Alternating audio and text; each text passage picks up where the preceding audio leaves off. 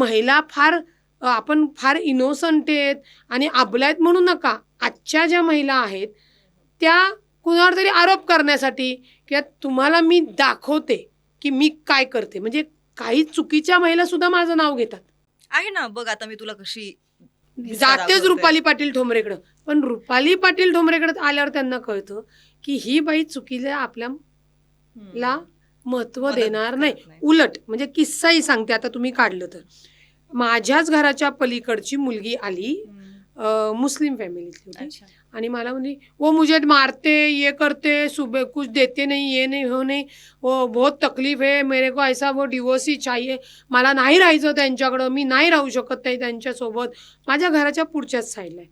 तर मी मग तिच्या नवऱ्याला बोलवलं.